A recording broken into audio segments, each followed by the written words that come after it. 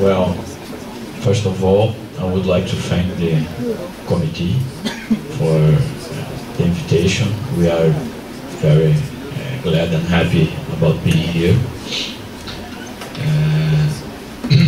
I will talk about part of our new developments, mainly concerned about SDN, software-defined networks.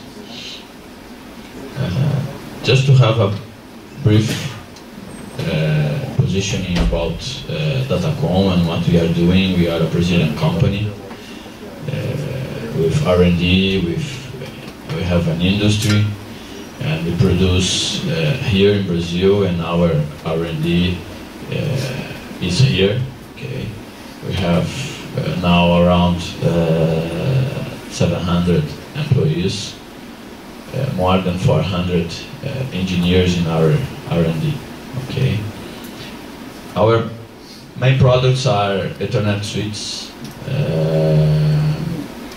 with chassis and pizza box and stackable, managed with state-of-the-art hardware for the Ethernet switching.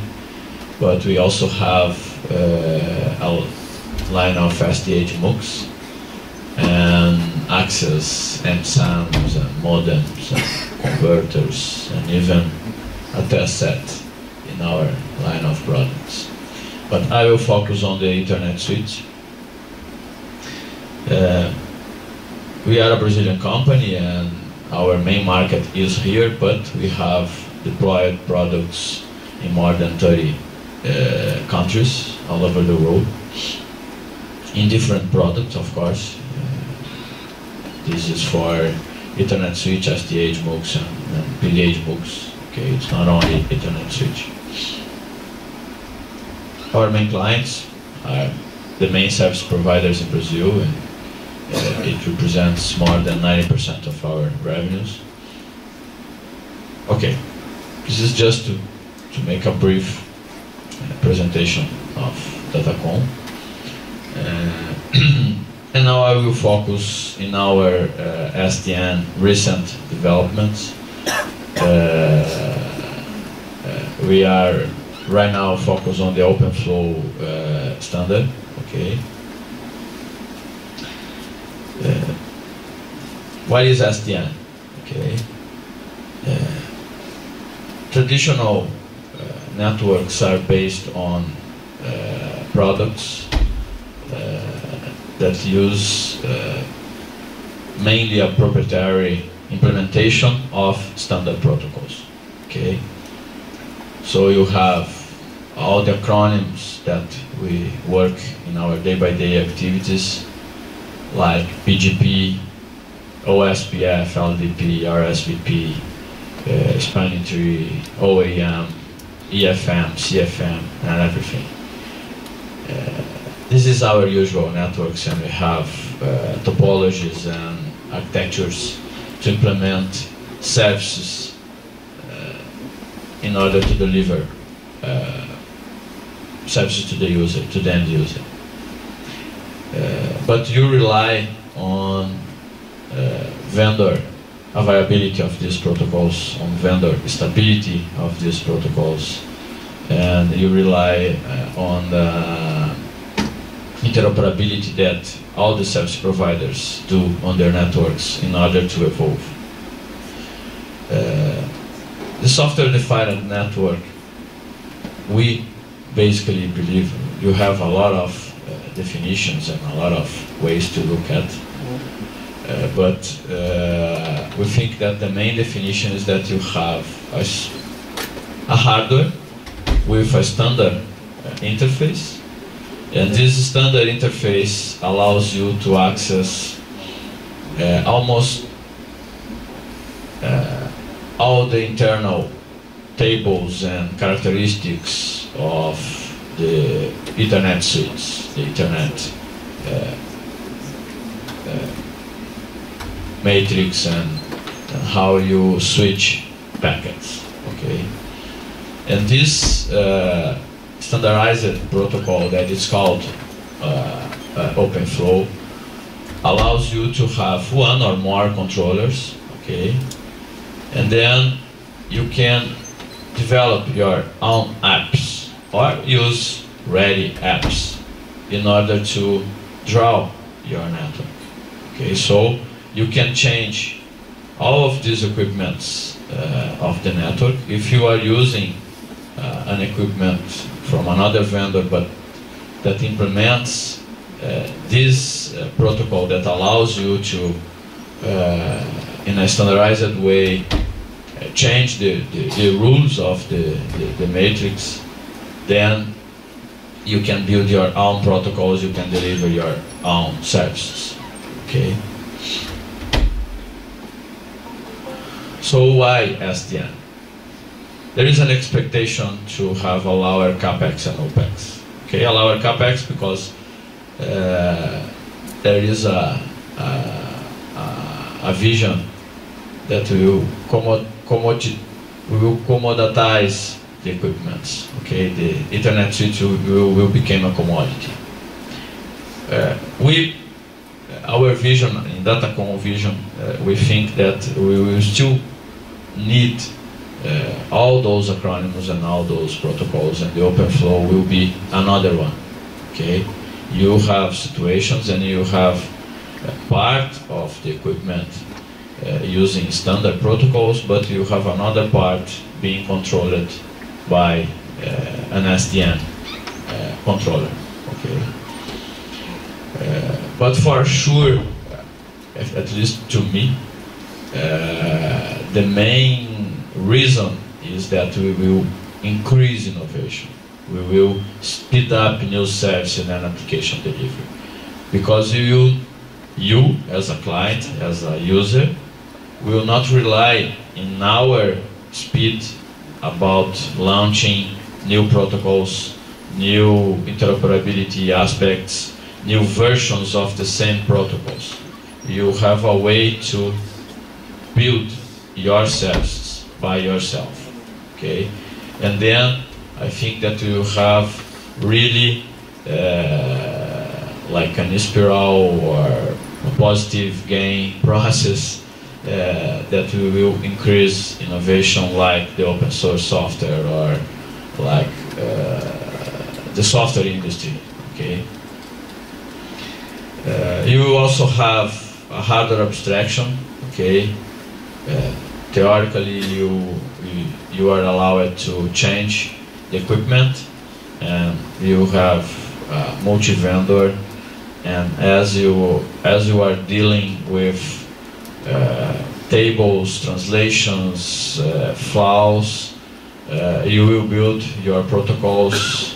It's expected that the interoperability issues will be lower. Okay.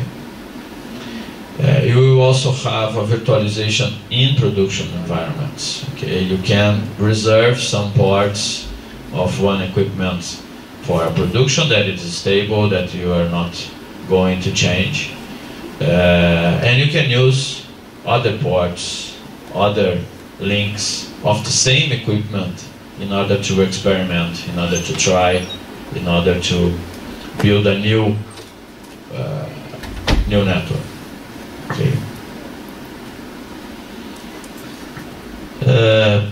The main applications that we are already starting to see and already starting to use is, of course, traffic engineering. As you are dealing with flows, you direct flows, direct acting on the switching table. You can do almost whatever you want, okay, with the flow. You can create on-demand flows. Okay, you can change the speed, the bandwidth. You can see even if the metrics of one protocol would say that a traffic should go through a way, but on this way, particularly on this link, you have always a high bandwidth usage. You can direct some of the flows to other link that the metric would not direct direct to this way, only because you know that this link is for a congress that happens on the holiday. It's not holiday, it's not congress, so the bandwidth is available. Okay, so you have this freedom. Network virtualization, we have some examples being built here in Brazil. Probably some of you are engaged in the FIBE project or other experimental and academic network research, and the idea is to use part of the current academic networks to allow tests and experiments, okay, over the production network. Customized load balance, for example, we have a lot of protocols and a lot of ways to do load balance, but then you give a standardized way that allows a software to control how you will build customized load balance based on time, based on cognitive monitoring. Okay, so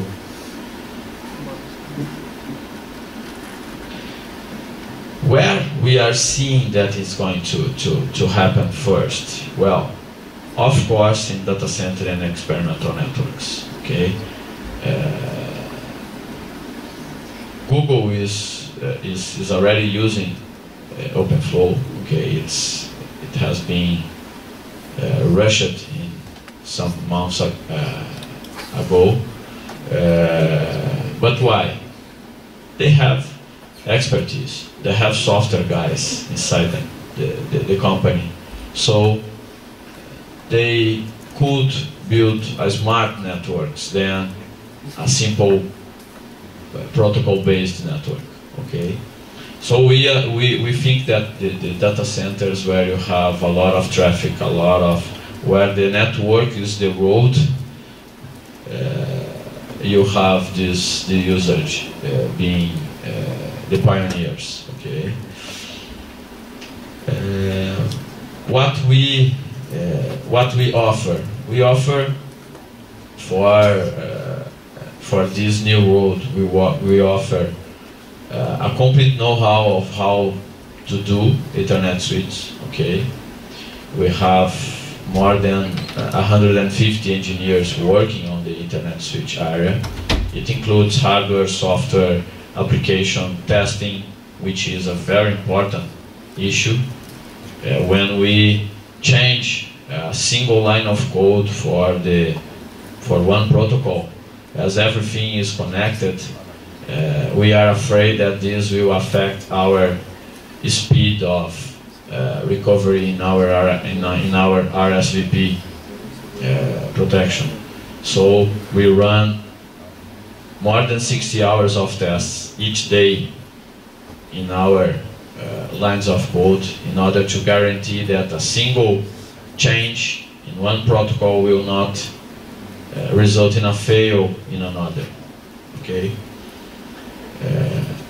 so we can help our clients that are going for this world in order to build a smart network. We use a state-of-art hardware. Okay, we use Broadcom, the latest ASICs from Broadcom.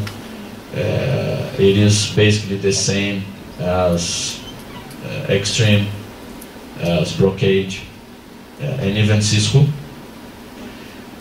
Our latest packet processor uses a 32 nanometers process. It's more than 1,000 balls, and it's very efficient, very power efficient.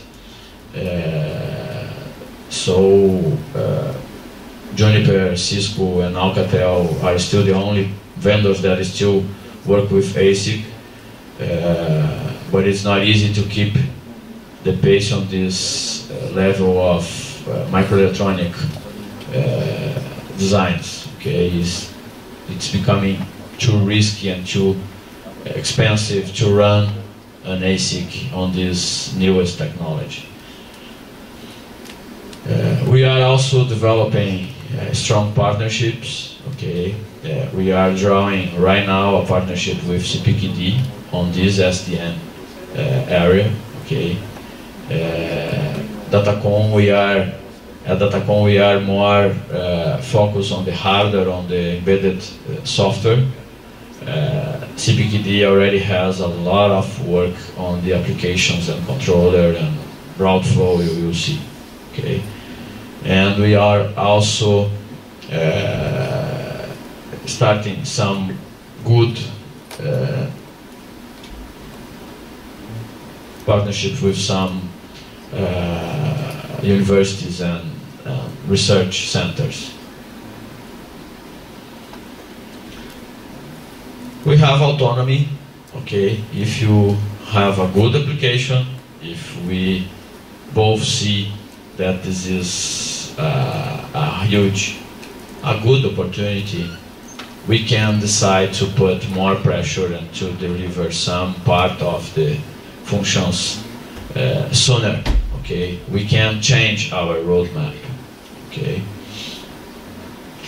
we also offer our tax reductions, IPE and governmental loans, Finam, because we are a local producer and local developer. Okay.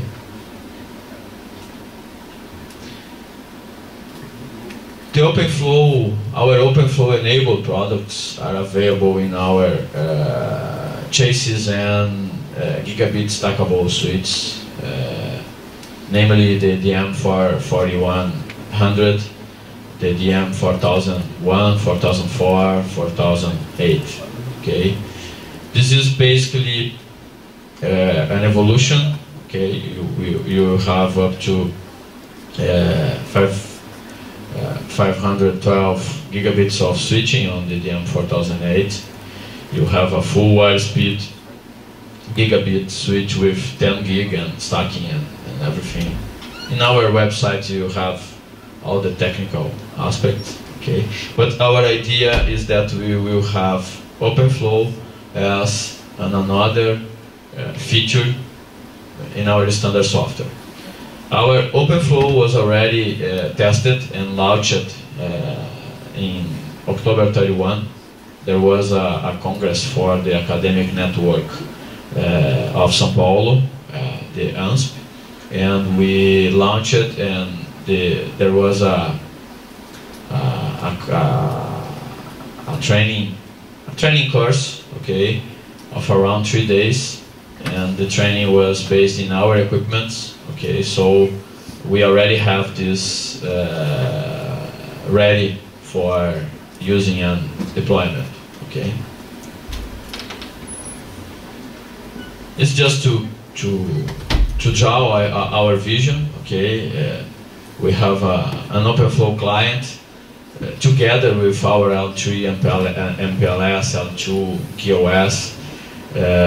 It talks to our operational network system, talks to our hardware abstraction, and export all the tables and all the actions and all the matches in order to build the flows.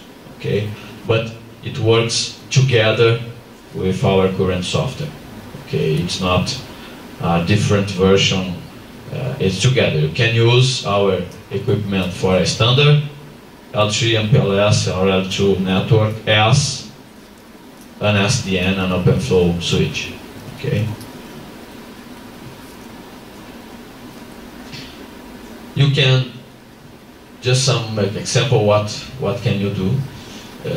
You can do just a switching, create a match for a destination MAC, and decide that you will forward to some port as an action.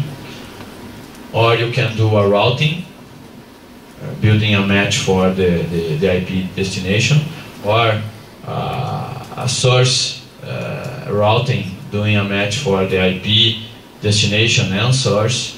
You can do a firewall, you can do everything. And even a false switching, using all the fields of an Ethernet and IP packet. Okay. Our implementation already supports TLS, okay, for cryptography and security.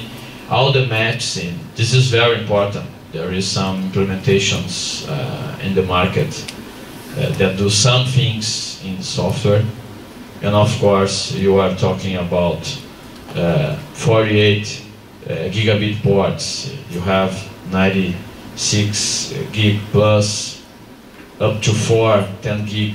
You have 96 plus 80, 176 gigabits in wire speed. You have a CPU for the control plane that is capable of 1, 2 gigabits of traffic. Of course, you cannot use the CPU of the control plane to do anything. This is just for control plane. Okay, so all of our matches, all of our actions, all of our action modify are implemented in hardware. Okay, so everything that you build with the flows will not affect in anything our control plane. Of course, the statistics, the monitoring, the counters, this goes through the control plane, but not the data plane. Okay, we have multiple actions, so you can change MAC, redirect port in order to do load balances and almost everything. Well, this is the idea. It's some part of our development. As I told, we have more than 400 engineers working in different areas. Even on the Ethernet switch, we have more than 150 engineers. Okay, but now we are seeing SDN as a good technology, a good opportunity, and there is even a rush in the media about SDN right now. So the idea of this presentation is to have you to present you an idea of what we are doing in this area. We have launched the 1.0 and now we are working on the 1.3 spec. Okay, thank you very much.